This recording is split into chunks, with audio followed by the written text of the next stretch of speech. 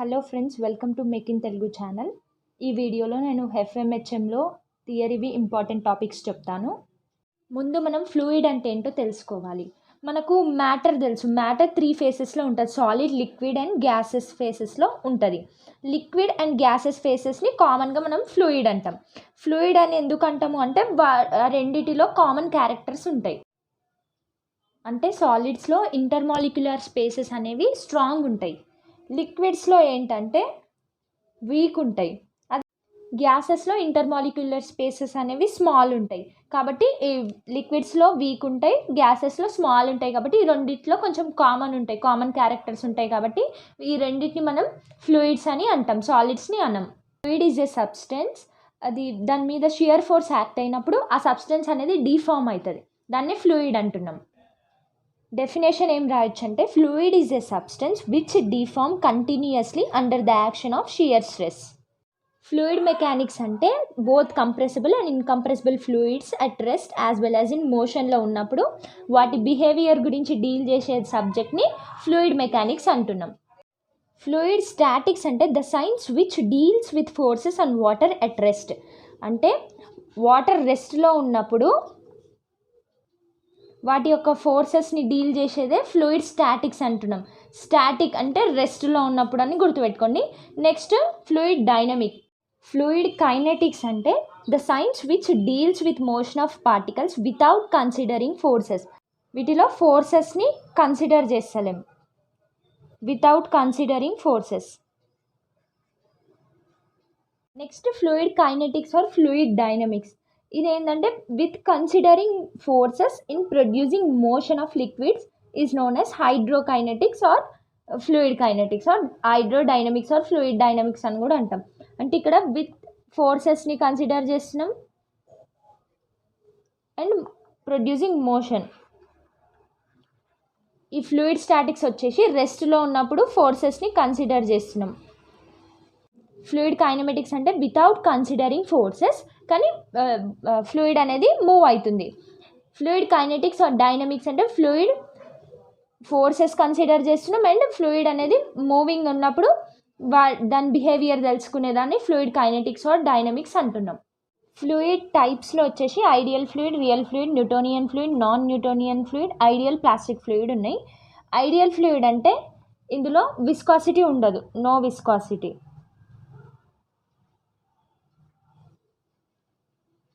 Real fluid అంటే ఇది viscosity ఉంటుంది.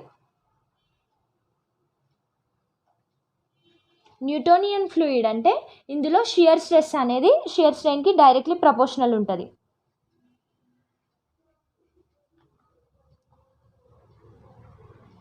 Shear strain. Non Newtonian fluid అంటే ఇందులో షియర్ స్ట్రెస్ అనేది ప్రపోర్షనల్ ఉండదు షియర్ స్ట్రెయిన్కి.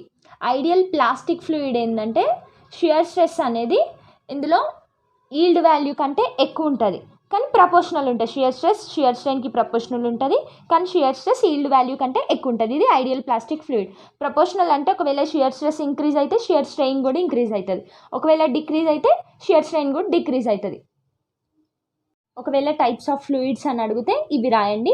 ఇంకా డయాగ్రామ్ ఏమో ఇట్లా చేయొచ్చు. షియర్ స్ట్రెస్ ఏమో వై యాక్సిస్ మీద, షియర్ స్ట్రెయిన్ ఎక్స్ యాక్సిస్ మీద రిప్రజెంట్ చేయాలి. ఇది న్యూటోనియన్ ఫ్లూయిడ్.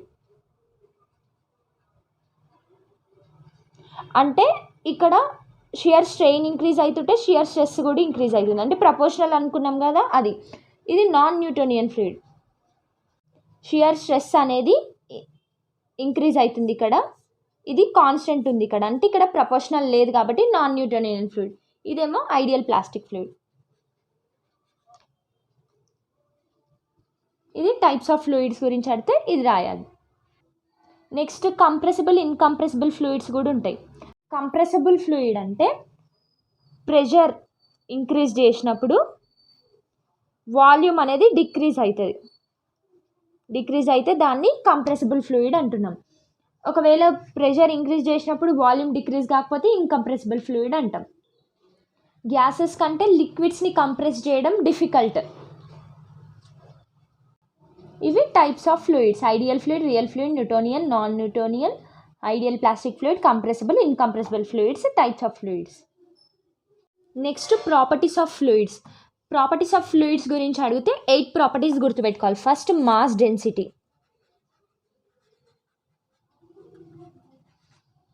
మాస్ డెన్సిటీ అంటే మాస్ బై వాల్యూమ్. దీని డెఫినేషన్ ఎట్లా రాయొచ్చు అంటే rate of mass per unit volume, mass per unit volume అని రాయొచ్చు. దీన్ని రోతో డినోట్ చేస్తాం, m/v అని రాయొచ్చు. Next property specific weight. Specific వెయిట్ని ఎట్లా రాయొచ్చు అంటే weight per volume, weight per unit volume. దీన్ని స్మాల్ w లేదా గామాతోని డినోట్ చేస్తాం. దీని యూనిట్స్ వచ్చేసి newton per metre cube. Water యొక్క స్పెసిఫిక్ వెయిట్ ఎంత అంటే 9810 newton per metre cube. Next third property ఏంటంటే స్పెసిఫిక్ వాల్యూమ్. ఇది మాస్ డెన్సిటీకి రెసిప్రోకల్, అంటే ఆపోజిట్ ఉంటుంది, వాల్యూమ్ బై మాస్ ఉంటుంది. ఇది వాల్యూమ్ పర్ యూనిట్ మాస్, లేదా ఇట్లా రాయొచ్చు 1/ρ. రోతో డినోట్ చేస్తాం కదా మాస్ డెన్సిటీ 1/ρ. దీని units metre cube per KG. ఇక్కడ కేజీ పర్ మీటర్ క్యూబ్ కదా, ఇది ఫస్ట్ వాల్యూమ్ ఉంది కాబట్టి metre cube per KG. Next property specific gravity. Specific weight of fluid by standard fluid specific weight. Specific weight of standard fluid. Specific గ్రావిటీని relative density అని కూడా అంటాం. ఇది dimensionless quantity, అందుకు దీనికి ఏం యూనిట్స్ ఉండవు. దీన్ని ఎస్తో డినోట్ చేస్తాం. Next property compressibility. కంప్రెసిబిలిటీ అంటే వాల్యూమ్లో ఎక్స్టర్నల్ ఫోర్సెస్ ప్రెషర్ యాక్ట్ అయినప్పుడు వాల్యూమ్లో చేంజ్ వస్తే దాన్ని కంప్రెసిబిలిటీ అంటున్నాం. Next property viscosity. విస్కాసిటీ అంటే రెసిస్టెన్స్ ఆఫ్ ఫ్లో. అంటే ఇప్పుడు వాటర్ ఆయిల్ ఫ్లో అవుతుంటే వాటర్ ఫాస్ట్గా ఫ్లో అవుతుంది, ఆయిల్ స్లోగా ఫ్లో అవుతుంది. ఎందుకంటే ఆయిల్లో ఎక్కువ విస్కాసిటీ ఉంటుంది. విస్కాసిటీని మనం ఎట్లా డిఫైన్ చేయొచ్చు అంటే the property of a fluid which offers resistance to the moment of one layer of fluid over adjacent layer is called as viscosity. విస్కాసిటీలో 2 టైప్స్ ఉంది, kinematic viscosity, dynamic viscosity. Dynamic viscosity అంటే shear stress అనేది shear స్ట్రెయిన్కి proportional ఉంటుంది. అంటే tau is directly proportional to du/dy. ఇక్కడ du/dy అంటే ఇది ఒక ఫ్లూయిడ్ అనుకోండి, ఈ ఏరియాని తీసుకుంటున్నాము, ఇది du, ఇది dy, ఇది వెలాసిటీ. ఇది షియర్ స్ట్రెస్ అనేది ఈ du/dyకి డైరెక్ట్లీ ప్రపోర్షనల్ ఉంటుంది. అంటే ఇది ఇంక్రీజ్ అయితే షియర్ స్ట్రెస్ ఇంక్రీజ్ అయితే షియర్ స్ట్రెయిన్ కూడా ఇంక్రీజ్ అవుతుంది, షియర్ స్ట్రెయిన్ డిక్రీజ్ అయితే షియర్ స్ట్రెస్ కూడా, అది రెండు ఒకదానికొకటి ఇంక్రీజ్ అయితే డిక్రీజ్ అవుతుంది. అంటే tau is equal to du/dy. Mu is equal to dynamic విస్కాసిటీని మ్యూతో డినోట్ చేస్తాం. Mu is equal to టౌ/du/dy.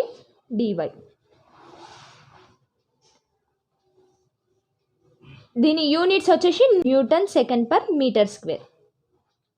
Mu ఇది డైనమిక్ విస్కాసిటీ యొక్క ఫార్ములా, టౌ/du/dy. కైనమెటిక్ విస్కాసిటీ అంటే dynamic viscosity by mass density rho. Dynamic viscosity అంటే మనకు ఫార్ములా వచ్చింది మ్యూ టౌ/du/dy. ఇది by mass density. Mass density అంటే మాస్ బై వాల్యూమ్. దీని యూనిట్స్ ఏమో మీటర్ స్క్వేర్ పర్ సెకండ్. ఇది kinematic viscosity formula. Next 7th property వచ్చి సర్ఫేస్ టెన్షన్. సర్ఫేస్ టెన్షన్ అంటే మాలిక్యూల్స్ ఒక లిక్విడ్లో మాలిక్యూల్స్ అట్రాక్ట్ అయితే దాన్ని కోహెషన్ అంటున్నాం. అదే డిఫరెంట్ లిక్విడ్స్ మధ్యలో మాలిక్యూల్స్ అనేది అట్రాక్షన్ జరిగితే అడిషన్ అంటున్నాం. సేమ్ లిక్విడ్ అయితే కోహెషన్, డిఫరెంట్ లిక్విడ్ అయితే అడిషన్ అంటున్నాం. ఈ కోహెషన్ వల్ల సర్ఫేస్ పైన ఒక టెన్జైల్ ఫోర్స్ అనేది యాక్ట్ అవుతుంది, దాన్నే సర్ఫేస్ టెన్షన్ అంటున్నాం. ఇప్పుడు ఒక 3 మాలిక్యూల్స్ని కన్సిడర్ చేస్తే ఒక ఫ్లూయిడ్లో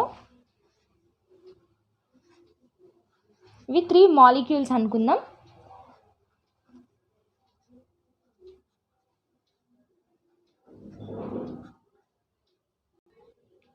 ఇది ఏ, ఇది బి, సి అనుకుందాం. మాలిక్యూల్ ఏ ఏమో అన్ని డైరెక్షన్లో ఈక్వల్గా అట్రాక్ట్ అవుతుంది. దీని రిజల్టెంట్ వచ్చేసి 0 ఉంటుంది మాలిక్యూల్ ఏది. మాలిక్యూల్ బి అనేది అప్వర్డ్ అట్రాక్ట్ అవుతుంది, డౌన్వర్డ్ అట్రాక్ట్ అవుతుంది. అందుకే ఇక్కడ అన్బ్యాలెన్స్డ్ ఫోర్సెస్ ఉంటాయి, కానీ దీని రిజల్టెంట్ వచ్చేసి డౌన్వర్డే ఉంటుంది. మాలిక్యూల్ సి కూడా ఫ్రీ సర్ఫేస్ దగ్గరనే ఉంది, కానీ ఇది కూడా డౌన్వర్డ్కే అట్రాక్ట్ అవుతుంది. అంటే దీని రిజల్టెంట్ ఏమవుతుంది అంటే ఇక్కడ 3 మాలిక్యూల్స్ అనేవి డౌన్వర్డే అట్రాక్ట్ అవుతున్నాయి. అంటే attraction of molecules in same లిక్విడ్లా, అంటే అది కోహెషన్ అంటున్నాం. దీనివల్ల టెన్జైల్ ఫోర్స్ అనేది సర్ఫేస్ పైన యాక్ట్ అవుతుంది, దాన్నే సర్ఫేస్ టెన్షన్ అంటున్నాం. Next property capillarity. క్యాపిలారిటీ అంటే ఒక స్మాల్ ట్యూబ్లో లిక్విడ్ రైజ్ ఆర్ ఫాల్ అవ్వడాన్ని క్యాపిలారిటీ అంటున్నాం. లిక్విడ్లో ఇది ఒక స్మాల్ ట్యూబ్ అనుకోండి, లిక్విడ్ రైజ్ అయితే క్యాపిలరీ రైజ్ అంటున్నాం. ఇది సర్ఫేస్ టెన్షన్. ఇది యాంగిల్, ఎంత యాంగిల్ లిక్విడ్ రైజ్ అవుతుంది అనేది. ఇక్కడ కూడా యాంగిల్. దీని ఫార్ములా వచ్చేసి H = 2 sigma cos theta by WR, లేదా ఇట్లా కూడా రాయొచ్చు 4 sigma cos theta by rho GD. దీని ఫార్ములా వచ్చేసి H = 2 sigma cos theta by WR, దీన్ని 4 sigma cos theta by rho GDగా కూడా రాయొచ్చు. ఒకవేళ టీటా అనేది 0 degrees ఉంటే వాటర్, ఈ ట్యూబ్లో ఉన్న లిక్విడ్ అనేది వాటర్, 130కి ఈక్వల్ ఉంటే మెర్క్యూరీ. ఈ 8 ప్రాపర్టీస్ ఆఫ్ ఫ్లూయిడ్స్ అనమాట. ప్రాపర్టీస్ ఆఫ్ ఫ్లూయిడ్స్ అని అడిగితే mass density, specific weight, specific volume, specific gravity, compressibility, viscosity, surface tension, capillarity, ఈ 8 రాయాలి. నెక్స్ట్ ఇంటెన్సిటీ ఆఫ్ ప్రెషర్ అంటే normal force per unit area, అంటే ప్రెషర్ ఫార్ములా గుర్తుపెట్టుకుంటే చాలా, అది intensity of pressure. Next vapour pressure అంటే ఏదైనా ఒక ఫ్లూయిడ్ అనేది అట్మాస్ఫియర్కి ఎక్స్పోజ్ అయినప్పుడు ఎవాపరేట్ అయ్యే ఆ వేపర్ ఒక ప్రెషర్ని క్రియేట్ చేస్తుంది, దాన్ని మనం వేపర్ ప్రెషర్ అంటున్నాం. నెక్స్ట్ పాస్కల్లా అంటే ఒక స్టాటిక్ ఫ్లూయిడ్ అంటే ఫ్లూయిడ్ రెస్ట్లో ఉన్నప్పుడు దాన్ని స్టాటిక్ ఫ్లూయిడ్ అంటాం. స్టాటిక్ ఫ్లూయిడ్లో ప్రెషర్ అనేది అన్ని డైరెక్షన్స్లో సేమ్ ఉండేదాన్ని మనం పాస్కల్లా అంటున్నాం. అంటే ఇక్కడ తీసుకుంటే ఇది ఎక్స్, ఇది వై, ఇది జెడ్ అనుకున్నాం, జెడ్ డైరెక్షన్. అన్ని డైరెక్షన్స్లో ప్రెషర్ అనేది సేమ్ ఉంటుంది. అంటే pressure at X = pressure at Y = pressure at Z, దే పాస్కల్లా. అంటే అన్ని డైరెక్షన్స్లో ప్రెషర్ సేమ్ ఉండడంని పాస్కల్లా అంటున్నాం. నెక్స్ట్ ప్రెషర్ హెడ్ అంటే ఇప్పుడు లిక్విడ్ ఒక దాంట్లో ఒక వెజల్లో ఉంటే దాని డెప్త్ కనుక్కోవడాన్ని ప్రెషర్ హెడ్ అంటున్నాం. దీని ఫార్ములా H = P/W. ఒకవేళ స్పెసిఫిక్ వెయిట్ ఇవ్వకుండా స్పెసిఫిక్ గ్రావిటీని ఎస్తో డినోట్ చేస్తాం. స్పెసిఫిక్ గ్రావిటీ ఇచ్చిండు అనుకోండి, ప్రెషర్ హెడ్ కనుక్కోమంటే అప్పుడు S1H1 = S2H2. 2 కాలమ్స్ ఉంటే అప్పుడు P = W1 H1 = W2H2. Pressure same ఉండి 2 డిఫరెంట్ లిక్విడ్స్లో ప్రెషర్ సేమ్ ఉండి వాటి హెడ్స్ కనుక్కోమంటే P ఎందుకు సేమ్ ఉంది కాబట్టి ఒకటే తీసుకుంటాం. P = W1 H1 = W2H2.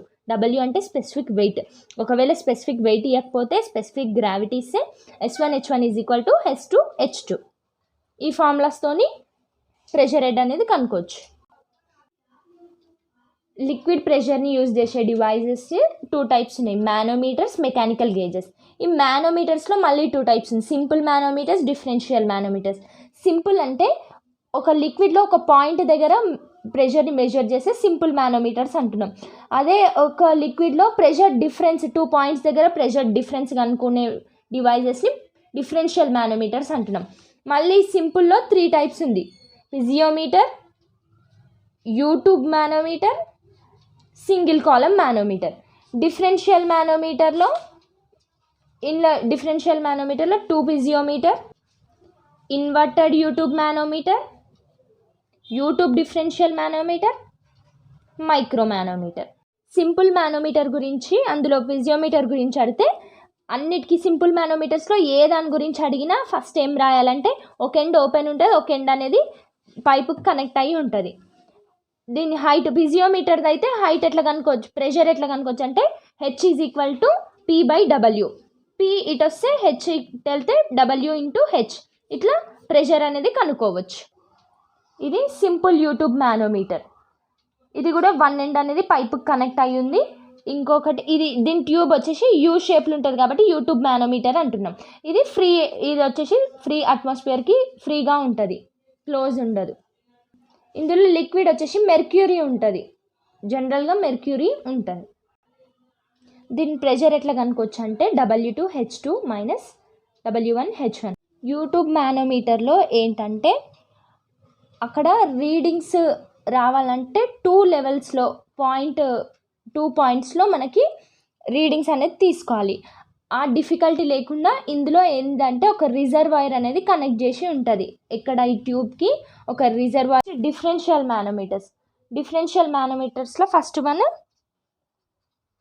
2 piezometer manometer. ఇందులో ఏమైతుందంటే 2 సపరేట్ పిజియోమీటర్స్ ఉంటాయి, అవి 2 గేజ్ పాయింట్స్కి కనెక్ట్ అయ్యి ఉంటాయి.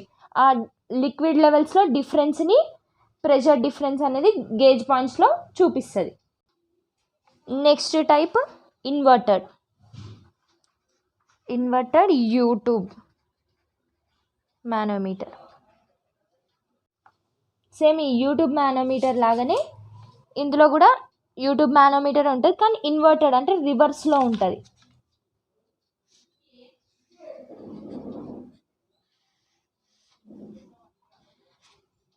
ఇవి 2 గేజ్ పాయింట్స్. ఇది ఇన్వర్టెడ్ యూట్యూబ్ మానోమీటర్. ఇది స్మాల్ ప్రెషర్స్ కనుక్కోవడానికి యూజ్ చేస్తాం. ఇందులో లైటర్ మానోమెట్రిక్ లిక్విడ్ అనేది యూజ్ చేస్తాం. ఇవి గేజ్ పాయింట్స్, 2 గేజ్ పాయింట్స్కి కనెక్ట్ అయ్యి ఉంటుంది. ఇది ఏ పాయింట్, ఇది బి పాయింట్ అనుకుందాం. ఇది H1, ఇది ఇక్కడ నుండి ఇక్కడ వరకు H2, ఇక్కడ నుండి ఈ బి పాయింట్ వరకు H3. ఇందులో ప్రెషర్ ఎట్లా కనుక్కుంటామంటే PB - PA = W - S1H1 + S2H2 + S3H3. ఈ ఫార్ములా నుండి ప్రెషర్ డిఫరెన్స్ అనేది కనుక్కుంటాం 2 పాయింట్స్కి మధ్యలో. ఇది ఇన్వర్టెడ్ యూట్యూబ్ మానోమీటర్. ఇది యూట్యూబ్ డిఫరెన్షియల్ మానోమీటర్. సేమ్ దీనిలాగానే, కాకపోతే ఇది రివర్స్ ఉంది కదా ఇన్వర్టెడ్, ఇది స్ట్రైట్ ఉంది. ఇది పాయింట్ ఏ, పాయింట్ బి, ఈ రెండింటి మధ్యలో డిఫరెన్స్ కనుక్కోవాలనుకో, ప్రెషర్ డిఫరెన్స్. ఇది మానోమెట్రిక్ లిక్విడ్. ఇక్కడ మానోమెట్రిక్ లిక్విడ్. దీనికి కూడా సేమ్ ఫార్ములా. ఇది PB - PA = W - H1 - S1H1 + S2H2 + S3H3. రెండింటికి ఒకటే ఫార్ములా. ఇవి 2 ఎండ్స్ అనేవి గేజ్ పాయింట్స్కి కనెక్ట్ అయ్యి ఉన్నాయి. ఇది మానోమెట్రిక్ లిక్విడ్. నెక్స్ట్ టైప్ వచ్చేసి మైక్రో మానోమీటర్. ఇది ఎట్లుంటుందంటే సేమ్ యూట్యూబ్ మానోమీటర్స్ లానే, కానీ వీటికి 2 రిజర్వాయర్స్ కనెక్ట్ అయ్యి ఉంటాయి.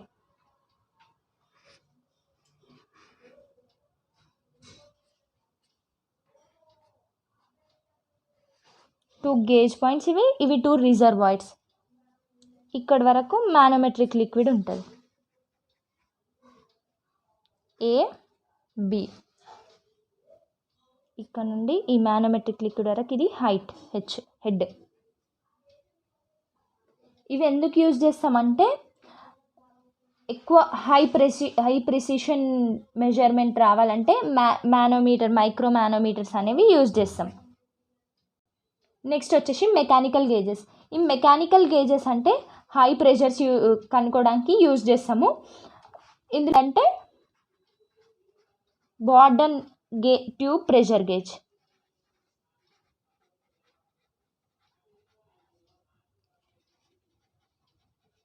ఈ బోర్డన్ ట్యూబ్ ప్రెషర్ గేజ్ ఎట్లుంటుందంటే ఇది స్టీల్ అన్న బ్రాంజ్తోనన్నా సర్క్యులర్ ఆర్ షేప్లో కనెక్ట్ అయ్యి తయారు చేసి ఉంటుంది.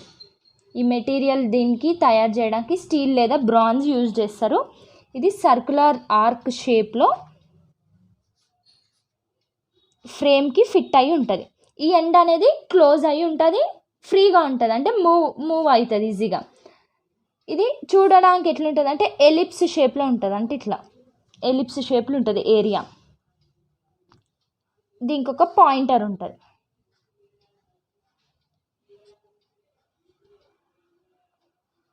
దీనికి కనెక్ట్ అయ్యి ఉంటుంది. ఇక్కడ ఒక డైల్ ఉంటుంది. ఈ డైల్ మీద నంబర్స్ ఉంటాయి, ఇట్లా ప్రెషర్ ఎంత అనేది చూపిస్తుంది. ఈ ఎండ్ అనేది గేజ్ పాయింట్కి ఫిట్ అయ్యి ఉంది కదా, ఇక్కడ ఈ గేజ్ పాయింట్కి ఫిట్ అయి ఉన్నప్పుడు లిక్విడ్ అనేది ప్రెషర్తోని ఈ ట్యూబ్లోకి ఎంటర్ అవుతుంది. అప్పుడు ఆ లిక్విడ్ అనేది ఈ ట్యూబ్ని స్ట్రైట్ చేయడానికి ట్రై చేస్తుంది. అప్పుడు ఈ ఫ్రీ ఎండ్ అనేది మూవ్ అవుతుంది. అప్పుడు ఆ మూమెంట్ అనేది ఇక్కడ లీవర్ మెకానిజంతో ఈ పాయింటర్కి ట్రాన్స్మిట్ అవుతుంది. ఈ పాయింటర్ ఏం చేస్తుంది, ఇక్కడ డైల్ దగ్గర రొటేట్ అవుతుంది. పాయింటర్ రొటేట్ అయినప్పుడు ఈ డైల్ ఇండికేట్ చేస్తుంది ప్రెషర్ ఇంటెన్సిటీ ఎంత ఉంది అనేది. ప్రెషర్ ఇంటెన్సిటీ అంటే normal force per unit area అనుకున్నాం కదా, అంటే ఫోర్స్ ఎంత ఉంది ఒక్క యూనిట్ ఏరియాకి అనేది ఈ బోర్డన్ ట్యూబ్ ప్రెషర్ గేజ్ ద్వారా ప్రెషర్ అనేది తెలుసుకోవచ్చు. ఇవి ఫ్లూయిడ్ స్టాటిక్స్లో ఇంపార్టెంట్ టాపిక్స్. వీటిలో మీకు ఏమైనా డౌట్స్ ఉంటే కామెంట్ చేయండి, మన ఛానల్ని సబ్స్క్రైబ్ చేసుకోండి అండ్ బెల్ ఐకాన్ని కూడా క్లిక్ చేయండి. Thank you friends.